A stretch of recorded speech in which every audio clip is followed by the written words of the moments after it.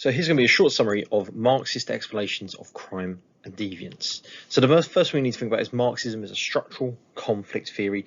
Much like functionalism, they do see the source of crime and deviance located in the way society is structured. However, the main difference with Marxism compared to functionalism is that capitalism is the cause of crime, whereas functionalists would look at sort of inequalities, they would look at enemy and other factors as causing crime. Marxists also highlight that this crime is beneficial only to the ruling class rather than the whole of society. They also talk about social control and how this is based on unequal law creation, law enforcement, and therefore this is all again working in the interests of the bourgeoisie or those in power, often being used to suppress the working classes and obviously keep them in a weaker subordinate position. The starting point for all traditional Marxism theories is that capitalism is criminogenic. This means capitalism is the cause of crime. There are three key views Marxists hold about the role of crime. So capitalism is the cause of crime, it's a criminal motivation. Law creation works in the interests of the ruling classes, and ruling class crime is hidden. When it comes to capitalism being the cause of crime, Marxists would argue that capitalism by its nature is a cause of crime. It's what we said earlier about criminogenic. It provides the motivation. One reason for this is that working class people may commit crime because they live in poverty, they lack money, they steal materials in order to survive. Chambliss also talked about how capitalism encourages consumer greed, and this is kind of fed by relative deprivation, and as a result, greed can be a motivation for some people to turn to crime.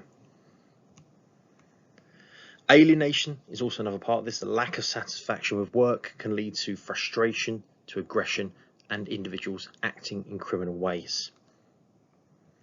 And last but not least, Gordon talks about how crime in some cases is a rational response to capitalism. Therefore, it's found in all social classes, not just the working class, but the middle class.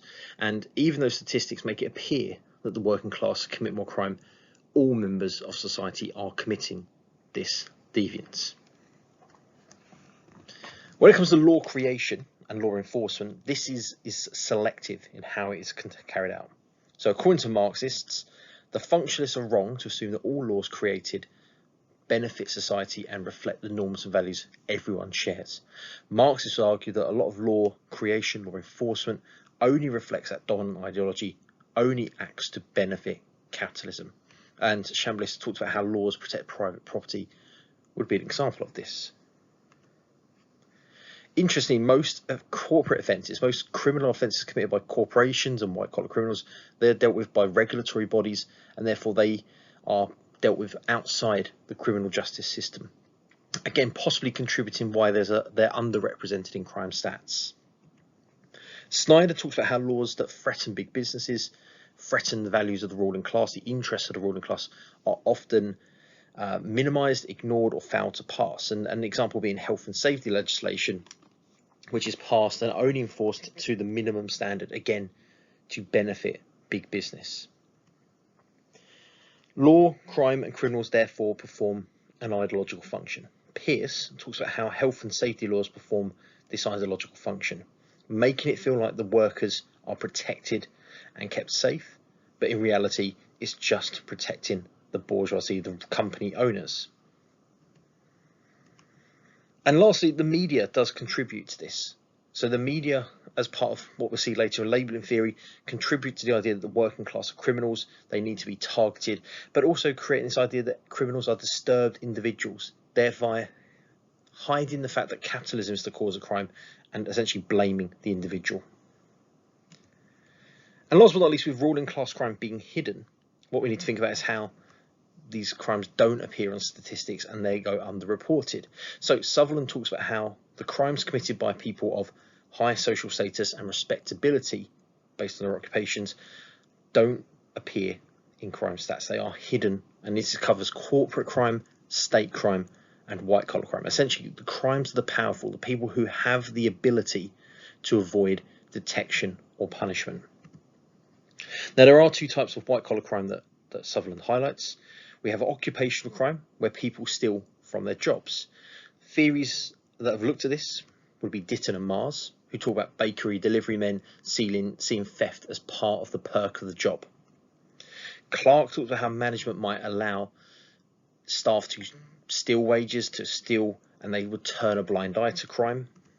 And Levy talked about how in fraud cases by employees on employers, 75% of all fraud cases are dealt with within the organisation to avoid negative publicity. And then lastly, corporate crime. So these are crimes committed by corporations, by businesses that affect the employees, the consumers and the public. Box contributes to this, thinking that most big companies deliberately set up industries in less developed countries as a means of avoiding health and safety legislation, legal barriers, tariffs, in order to make the most profits. We've seen this historically with cases like Bhopal and the Union Carbide disaster as an example of this kind of avoidance of safety regulation. And last but not least, just to evaluate the theory, it's really good because it does highlight the impact of selective law enforcement, how corporate crimes are under-policed. As a Marxist theory, it does draw attention to inequality in our society and how that can lead to criminal behaviour. However, not all capitalist societies have a high crime rate. Switzerland, Japan are capitalist but quite low in terms of crime. Marxists do highlight that social welfare is a big factor, and these countries tend to have relatively good welfare systems. Countries with low levels of welfare, like the US, are much likely to have higher crime rates. And last but not least, the criminal justice system does work against those in power. It does prosecute corporate crimes. It does prosecute the ruling class for offences. However, these occur quite infrequently, and they could be seen as potential examples to support the false consciousness, to create the image that everyone is equal by sort of sacrificial lambs being given to the criminal justice system. So there we have it, a summary of Marxism and their views on crime. Hopefully this is helpful in clarifying the key thinkers, the key ideas and the key debates. Thanks for watching. Please like, subscribe and tell your friends.